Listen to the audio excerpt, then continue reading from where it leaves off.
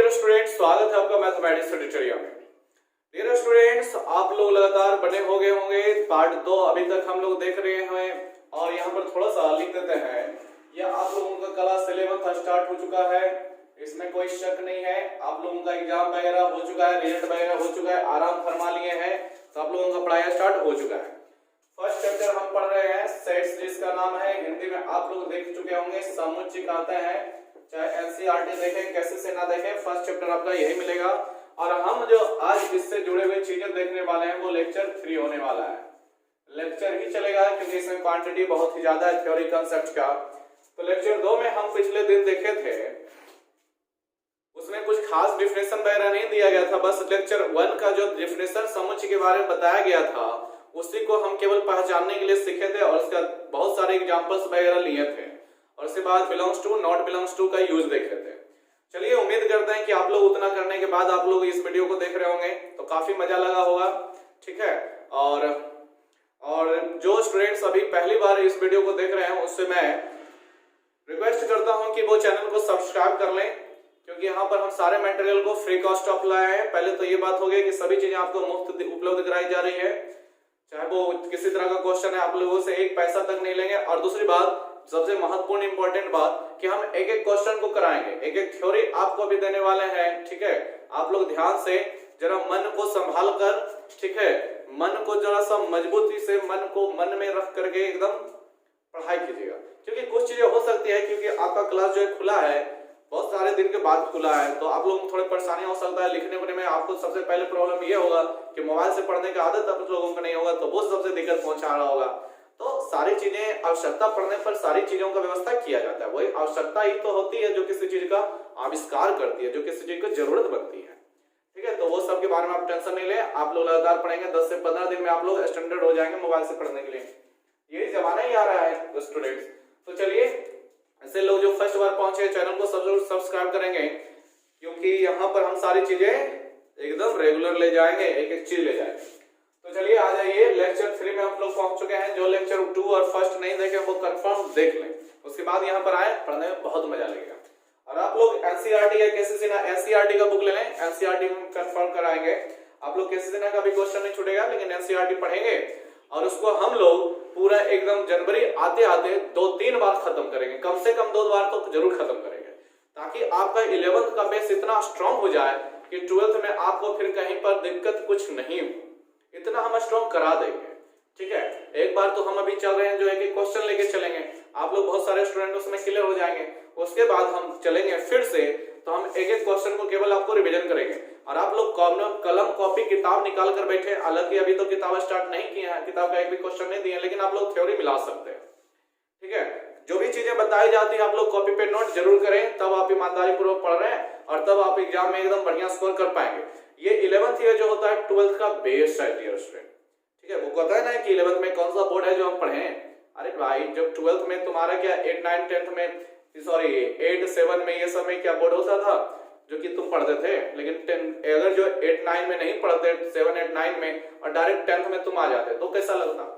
इसलिए वहीं पर बेस सीखते हैं जो कि 10th में यूज हुआ था, तो यहाँ पर भी 11th में सीखेंगे और 12th में यूज होगा, ठीक है। तो आप लोग मन को दबाकर कलम को चलाकर पढ़ें, ठीक है।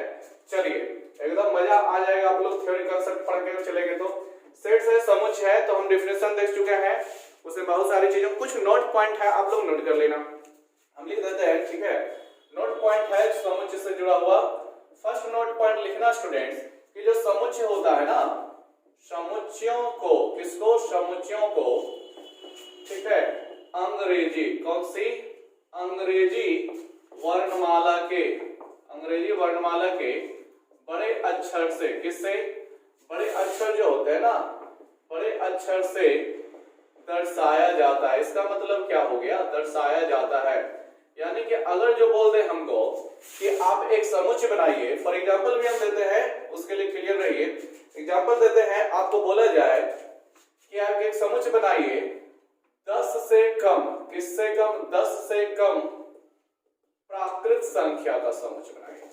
किसका स्टूडेंट, 10 से कम प्राकृत संख्या का। तो आप लोग इसको जो भी दर्शाएंगे बड़े अक्षर से, यानी कि ए दर्शा सकते हैं, बी से दर्शा सकते हैं, सी से दर्शा सकते हैं, उसी तरह से आप लोग x, y, z से भी दर्शा सकते हैं। तो इसको हमें लिखना है तो सबसे पहले हमें ए लिखना पड़ेगा, एबीसी कुछ भी।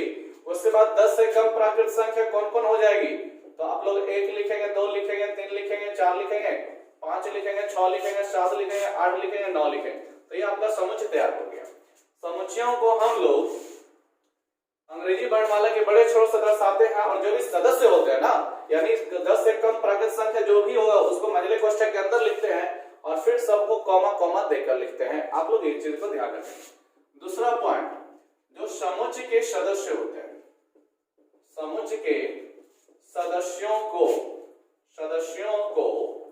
ठीक है छोटे अक्षरों में लिखते हैं, छोटे अक्षरों में ठीक है दर्शाते हैं या लिखते हैं बोल सकते हैं। आप लोग इसको कॉपी पे जरूर नोट करना। समुच्चय के सदस्यों को, यानी कि अगर जो बोल दे अंग्रेजी वर्णमाला ही बोल दे, आपको बोल दे कि एक समुच्चय तैयार करो जिसमें अंग्रेजी वर्णमाला के स्वर, अंग्रेजी वर्णमाला के स्वर हो, ठीक है, अंग्रेजी वर्णमाला के स्वर, स्वर यानी vowels, vowels A E I O U. तो चलिए दर्शाने का आप लोग किसी भी दर्शा सकते हैं, ऐसे ही जनरली दर्शा देंगे। तो चलिए इसमें सदस्य क्या आएगा, ए आएगा, तो आप लोग ए ई आई ओ यू जो स्टूडेंट दर्शा रहे हैं तो वो गलत कर देंगे। समुच्चय को भले ही ए कैपिटल अंग्रेजी वर्णमाला के बड़े अक्षरों से दर्शाया जाता है, लेकिन इसके सदस्य जो बनेंगे ना, इसके जो सदस्य बनेंगे उसके छोटे अक्षर ए ई आई ओ यू से दर्शाएंगे, ठीक है, ध्यान रखना। और तीसरा पॉइंट आप लोग ध्यान रखना, समुच्चय के अवयव बोलिए या सदस्य बोलिए या आप इंग्लिश में एलिमेंट बोल सकते हैं, ठीक है। समुच्चय के अवयव, सदस्य, एलिमेंट्स एक ही होते हैं, यानी कि सबका नाम बस एक ही है, सबको सदस्य को ही अवयव बोला जाता है, उसी को इंग्लिश में एलिमेंट बोला जाता है। कहने का मतलब ये हुआ, ठीक है डियर स्टूडेंट। और दूसरी बात, एक और इंपॉर्टेंट बात,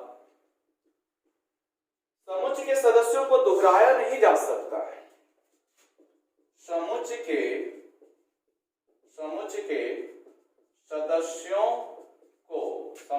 सदस्यों को दोहरा नहीं सकते हैं, यानी दोहराया नहीं जाता है। दोहराया नहीं जाता है का मतलब क्या हुआ, आपको जैसे बोल दिया गया 10 से कम प्राकृत संख्या, तो आप लिखते हैं तो 1 लिखते हैं, 2 लिखते हैं, 3 लिखते हैं, 2 3 या 2 मत लिख देना, नहीं तो गलत हो जाएगा डियर स्टूडेंट, ठीक है। 4 5 6 7 8 9 जहां तक हमें जैसा बोलेगा, फर्स्ट वाले एग्जांपल को ही यहाँ पर रिपीट कर दिया, कोई भी एक दूसरे में दोहराया नहीं जाएगा, डबल बार लिखोगे तो गलत हो जाएगा, ठीक है। तो आप लोग इन चारों पॉइंट्स को नोट करें, भी आई है पॉइंट्स वगैरह, सभी चीजों को आप लोग ध्यान से पढ़ना, क्योंकि अगर जो मेहनत से पढ़ोगे ना तो पढ़ाई करने में मजा आ जाएगा, एकदम गंदा मचा दोगे स्टूडेंट। लेकिन कब, जो बेसिक थ्योरी कॉन्सेप्ट आप लोग क्लियर रख के पढ़ोगे तब, ये नहीं कि केवल चैप्टर पढ़ रहे हैं, हाँ चैप्टर सेट सा स्टार्ट हो चुका है, अरे उसमें सीखे तुम क्या, जो तो बताओ, चैप्टर तो चल ही रहा है। तो चलिए आप लोग ध्यान देना, सभी चीजें क्लियर होती जाएगी। अब देखिए, अंग्रेजी वर्णमाला के बड़े अक्षरों से समुच्चय को दर्शाया जाता है, लेकिन कुछ समुच्चय ऐसे होते हैं जिसका अंग्रेजी वर्णमाला फिक्स्ड होता है। क्या होता है डियर स्टूडेंट, फिक्स्ड होता है। जैसे कुछ को आपको याद रखना पड़ेगा कि किसका किसका फिक्स्ड होता है। जैसे अगर जो कहीं पे आपको कैपिटल एन लिखा हुआ मिल जाएगा, क्या मिल जाएगा, कैपिटल एन, यानी ये जो होगा एन बताता है, एन फॉर क्या होता है, natural number, N for natural number, और नेचुरल नंबर को हिंदी में क्या बोलते हैं, प्राकृत संख्या। यानी ये जो दर्शा रहा होता है उस समय प्राकृत संख्या को दर्शाता है, प्राकृत संख्या का समुच्चय दर्शाता है, ठीक है, समुच्चय या संग्रह बोल सकते हैं। अगर जो n कहीं पे आ गया ना तो प्राकृत संख्या का समुच्चय बताएगा, ठीक है। n जो होता है फिक्स्ड होता है, उसे एक तरह से बहुत सारी चीजें हैं, हम एक एक करके आपको बता रहे हैं। n हो गया, उसी तरह से जेड आई या आई आई, क्या बोले दोस्तों, जेड या आई आ जाए, तो ये जो आपको बताता है, आप आपको आई से होता है इंटीजर्स। क्या होता है? इंटीजर्स। इंटीजर मतलब हिंदी में हुआ पूर्णांक। पूर्णांक संख्या आप लोग पढ़े होंगे, ठीक है। तो ये बताएगा पूर्णांकों का समुच्चय। पूर्णांकों का समुच्चय बताएगा। आपको इन सब चीजों को याद रखना पड़ेगा कि क्या कहां पे लिखा हुआ है, जिसके मतलब क्या होते हैं। उसके बाद आगे देखें तो आगे जो बताएगा क्यों बताएगा। क्यों जो बताता है डियर स्टूडेंट, परिमेय संख्याओं का समुच्चय। इसका परिमेय संख्याओं का बताता है, परिमेय संख्याओं का समुच्चय बताता है, परिमेय संख्याओं का समुच्चय। और फिर आगे जब आएंगे तो और भी बहुत सारी चीजें हैं। आर आ जाइए, क्या दर्शाएगा? आर जो होता है, आर फॉर रियल नंबर होता है। आर का मतलब रियल नंबर, रियल मतलब होता है हिंदी वास्तविक संख्या। तो यानी कि ये बताता है वास्तविक संख्याओं का समुच्चय, वास्तविक संख्याओं का समुच्चय बताता है। आप लोग इसको नोट करते जाएं, ठीक है। अब इसके बाद और भी कुछ चीजें होती है।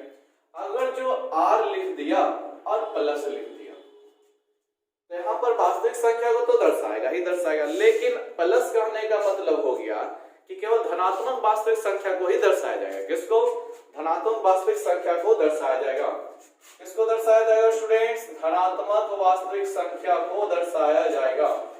धनात्मक वास्तविक संख्या होता है, ठीक है। आर प्लस का मतलब धनात्मक वास्तविक संख्या का, संख्याओं का समुच्चय आपको बता रहा होगा। ध्यान से देखें, वास्तविक संख्या आपका क्या होता है ना कि उसमें माइनस प्लस सभी तरह की संख्याएं शामिल होती है। तो कहीं आर प्लस अगर जो लिख दिया तो वहां पर केवल वास्तविक संख्या तो होगा, लेकिन कौन सा वास्तविक संख्या? तो केवल पॉजिटिव वाला। उसी तरह से आपका क्यू प्लस भी लिख देगा, तो क्यू प्लस मतलब यही हुआ धनात्मक परिमेय संख्याओं का समूह। किसका? धनात्मक परिमेय संख्याओं का समुच्चय बताता है। धनात्मक परिमेय संख्याओं का समुच्चय ये बताने लगता है। आप लोग ध्यान से देखें, ठीक है। धनात्मक परिमेय संख्याओं का समुच्चय बताता है। उसी तरह से जेड प्लस भी लिख सकता है या आई प्लस भी लिख सकता है। तो ये धनात्मक पूर्णांकों का समुच्चय, धनात्मक पूर्णांकों का समुच्चय बताता है। धनात्मक पूर्णांकों का समुच्चय, क्योंकि पूर्णांक भी जो होते हैं प्लस माइनस दोनों होते हैं। तो लेकिन अगर जो प्लस आ गया ना जेड प्लस या आई प्लस, तो धनात्मक वाला ही लेंगे। और ऐसा बेवकूफी मत कीजिएगा कि उसी तरह से लगता है कि n प्लस धनात्मक प्राकृत संख्याओं का समुच्चय बताएगा। नहीं नहीं स्टूडेंट्स, n जो होता है प्राकृत संख्या होती है। और प्राकृत संख्या किसको कहते हैं? तो गिनती की सारी संख्या प्राकृत संख्या कहलाती है। गिनती की संख्या जैसे 1 2 3 4 5 6 ये सब होता है, तो वो सब ऑलरेडी प्लस में ही होते हैं, उसको हमें अलग से दर्शाने की जरूरत नहीं होता है। प्राकृत संख्या कभी माइनस में नहीं हो सकती, यानी गिनती की संख्या कभी माइनस में होती क्या? कभी ये नहीं है कि क्लास में मेरे पास -1 -2 -3 -4 कभी माइनस में काउंटिंग किया है क्या? नहीं, वो काउंटिंग होता ही नहीं है। कभी बोले हैं कि उस रूम में -4 व्यक्ति बैठे थे, मेरे पास -10 रुपए है, कभी माइनस में काउंटिंग नहीं होती। तो माइनस में प्राकृत संख्या हो ही नहीं सकता, वो ऑलरेडी प्लस में होता है, ठीक है। तो आप लोग इतना को नोट करना। अब इसके बाद हम लोग देखते हैं, आप लोगों को अब आएगा पढ़ने के लिए कि समुच्चयों को कितने प्रकार से दर्शाया जाता है। How many kinds of representation of sets, ठीक है। समुच्चयों को कितने प्रकार से दर्शाया जाता है ये आप लोगों को पढ़ना है। तो समुच्चयों को, किसको? समुच्चयों को दोस्तों, समुच्चयों को 2 प्रकार से दर्शाया जाता है। कितने प्रकार से? 2 प्रकार से दर्शाया जाता है। आप लोग ध्यान से देखना, ठीक है। 2 प्रकार से दर्शाया जाता है। पहला को हम बोलते हैं, देखिए, पहला होता है रोस्टर, ROSTER, रोस्टर, या इसी को बोलते हैं टेबुलर, TABULAR, टेबुलर फॉर्म, ठीक है। समुच्चय को दर्शाने का ये पहला तरीका हुआ जिसमें हम लोग रोस्टर या टेबुलर फॉर्म बोलते हैं। इसका हिंदी नाम होता है सारणी या तालिका रूप। क्या होता है? सारणी या तालिका रूप होता है। सारणी या तालिका रूप होता है, ध्यान से समझिएगा। और दूसरा जो आता है ना वो आता है set builder, set builder form. Set builder को बोलते हैं सेट बिल्डर। बिल्डर आप लोग किसको कहते हैं? तो बिल्डर कहते हैं, और इसी का और भी नाम है सैम्पलिंग फॉर्म, रूल फॉर्म। इसी का और देख लीजिए, सेट बिल्डर हो गया, रूल फॉर्म में इसी को कहते हैं, हिंदी नाम बता देंगे, रूल फॉर्म हो गया। और इसी को बोलते हैं sampling, SYMBOLIC, sampling form. Hindi हुआ समुच्चय निर्माण, समुच्चय निर्माण रूप, समुच्चय निर्माण विधि भी बोल सकते हैं। ये जो फॉर्म होता है ना मुख्य रूप से आपका टेबुलर सेट बिल्डर भी आएगा, रूल फॉर्म भले ही बोला जाता है, क्योंकि देखिए इसके नाम से ही चूंकि आप लोग पता चल जाएगा। बिल्डर मतलब क्या होता है डियर स्टूडेंट? बिल्डर का मतलब बनाने वाला होता है, घर का बिल्डर होता है ना, रोड बिल्डर बनता है ना, रोड वगैरह को जो मरम्मत बना देता है, ठेकेदार लेता है। रूल मतलब होता है क्या? नियम कानून, यानी नियम कानून भी बनाने के लिए किया जाता है। सैम्पलिंग यानी संकेत के तौर पे इसको दर्शाया जाएगा। तो ये दो फॉर्म है जिसको हमें पढ़ना है, आप लोग इसको ध्यान से समझना, ठीक है? क्योंकि यहाँ पर चीजों को जो होता है क्वेश्चन दिया जाता है रोस्टर रूप में दे देगा और बोलेगा तालिका निर्माण, ये समुच्चय निर्माण रूप में बदले, ठीक है? रोस्टर फॉर्म में दे देगा और बोल देगा सेट बिल्डर में बदले, सेट बिल्डर में दे देगा बोल देगा रोस्टर में बदले। तो एक दोनों का एक्सचेंज चलता है। देखिए समझिएगा, पहले हम लोग चर्चा करेंगे सारणी या तालिका रूप, रोस्टर या टेबुलर फॉर्म के बारे में, ठीक है? ध्यान से समझिएगा। तो इसमें समुच्चय को कैसे दर्शाया जाता है जो समझिएगा। इसमें समुच्चयों को पहले तो अंग्रेजी वर्णमाला के बड़े अक्षर से दर्शा दिया जाता है, उसके बाद मंझले कोष्ठक के अंदर समुच्चयों को, सदस्यों को लिखा जाता है और बीच बीच में कॉमा लगा के अलग किया जाता है, ठीक है? तो लिखते हैं इसका पूरा डिटेल्स, आप लोग ध्यान से समझना। इस विधि में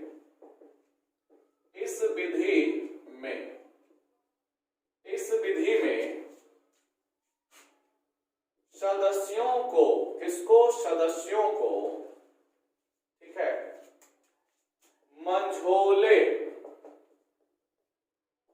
कोष्ठक के अंदर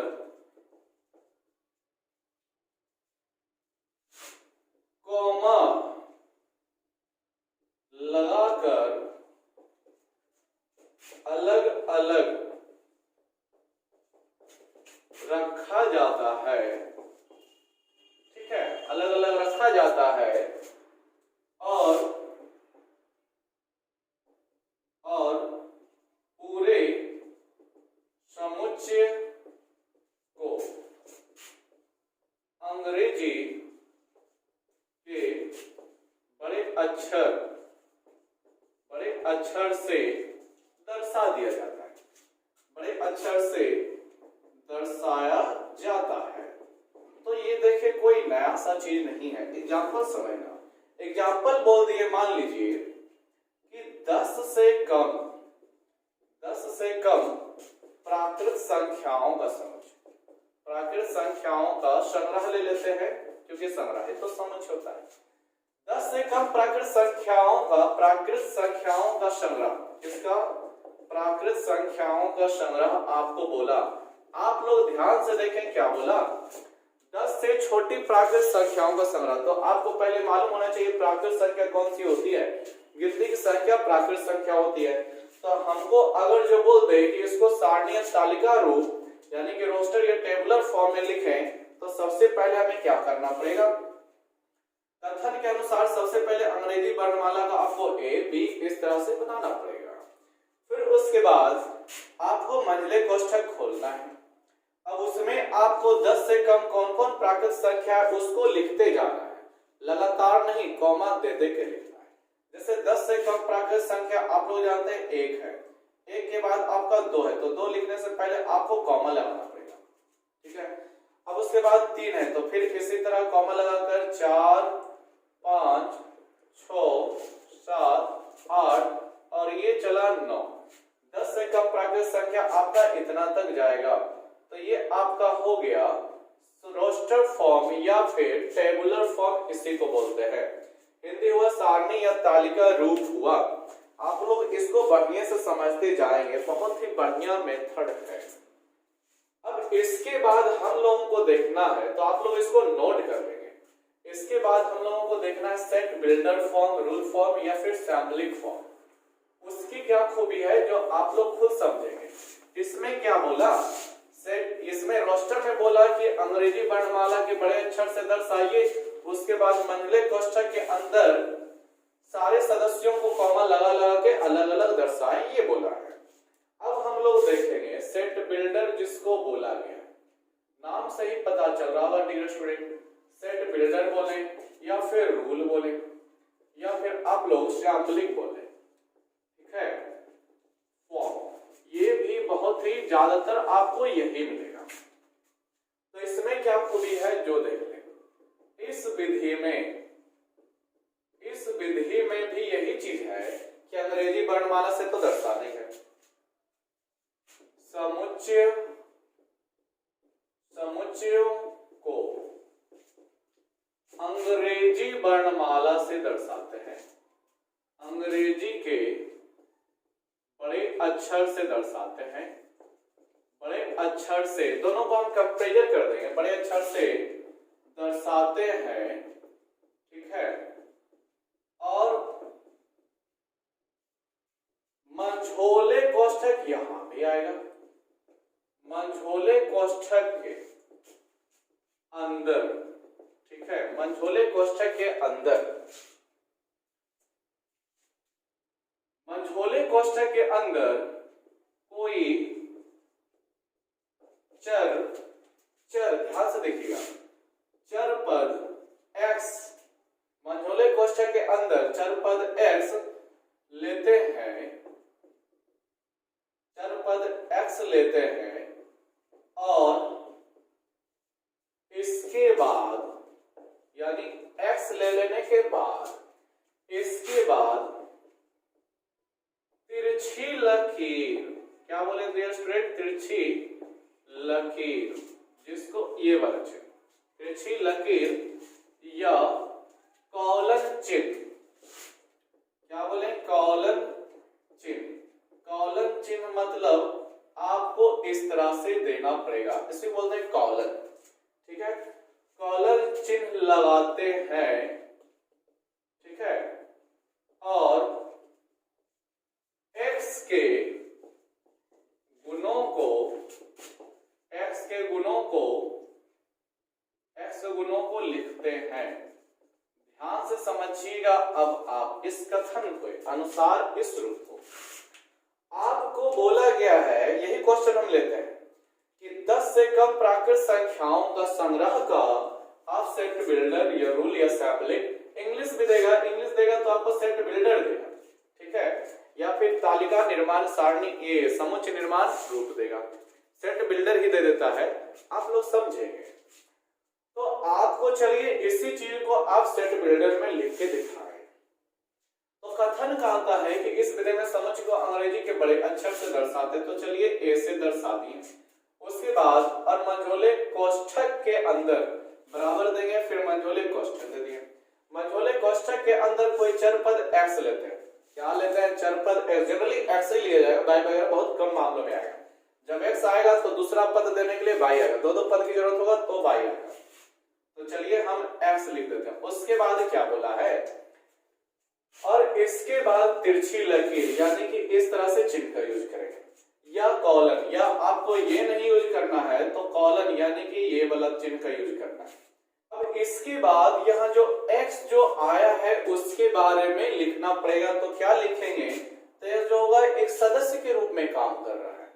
तो क्या काम कर रहा है, तो x जो है 10 से कम छोटी संख्या को बता रहा है, 10 से कम छोटी प्राकृत 10 से कम प्राकृत संख्या को बता रहा है। क्या बता रहा है, प्राकृत संख्या को बता रहा है। आप लोग ध्यान से देखें, x: 10 से कम प्राकृत संख्या, ये आपका होगा सेट बिल्डर फॉर्म, या इसी को बोल सकते हैं समुच्चय निर्माण रूप में। या इसको एक तरह से और भी लिख सकते थे, x हम दर्शा दिए या तो तिरछी लकीर या फिर कॉलन का, तो जनरली कॉलन का ही यूज किया जाता है। अब x जो है क्या है, 10 से कम प्राकृत संख्या आएगा, तो हम पहले लिखेंगे x belongs to capital N। इसका मतलब आप समझते हो, बता चुके हैं, x कैपिटल N का मतलब प्राकृत संख्याओं का संग्रह, ठीक है। x क्या है, बिलोंग्स टू का मतलब x सदस्य होगा किसका, n का। यहां पर हम क्या पढ़ेंगे, x n का सदस्य है। क्या पढ़ लेंगे यहां पर, x n का सदस्य है। x n का सदस्य है का मतलब x यानी कि प्राकृत संख्या होगा। अब प्राकृत संख्या तो बहुत सारा है, कौन कौन सी प्राकृत संख्या होगा, तो उसके लिए थोड़ा सा और लिखना पड़ेगा कॉमा के बाद कि x जो होगा 10 से कम, 10 से कम मतलब लेस देन आपको 10 लिखना पड़ेगा। इस तरह के बाद आपको ब्रैकेट बंद कर देनी है। ये आपका हो जाएगा रोस्टिये सेट बिल्डर फॉर्म, आपको इसी तरह से लिखना होता है, ठीक है। तो हम केवल एक एक उदाहरण लिए, बहुत सारे उदाहरण आपको दिए जाएंगे जिसको हमें इस रूप में बदलना पड़ेगा, इस रूप में हमें लिखना पड़ेगा, ठीक है। चलिए देखते। तो उम्मीद करते हैं स्टूडेंट आप लोगों ने इस सब को नोट कर लिया होगा। तो डियर स्टूडेंट, आज के वीडियो में इतना ही रहेगा, क्योंकि थोड़ा सा हमें इसके बाद काम है, तो और थोड़ा वीडियो भी लंबा हो जाता है, और आप लोगों का भी तो हैबिट होगा कि लंबा लंबा वीडियो देखिएगा तो आप लोग उब जाएगा, क्योंकि पढ़ने का आदत नहीं होगा, ठीक है। तो आप लोग इसको थोड़ा सा फिर से रिवाइज करें, और नेक्स्ट वीडियो जो आएगा, लेक्चर 4 जो आएगा, तो सबसे पहले हम roster form, set builder form का हम केवल जो होता है उसका प्रैक्टिस करवाएंगे 10-12 क्वेश्चन लेकर के। तो आप लोग लेक्चर 4 देखना भी ना भूलिएगा, और फिर से कहता हूं मेहनत से पढ़िए, आप लोग ईमानदारी पूर्वक पढ़ें, ताकि मेहनत और ईमानदारी दोनों एक दिन रंग लाए और आप अपनी सफलता को पूरा कर पाए, ठीक है। तो आप लोग पढ़ते रहें, मिलते हैं नेक्स्ट वीडियो में, और वीडियो देखने के लिए आप लोगों को बहुत बहुत धन्यवाद।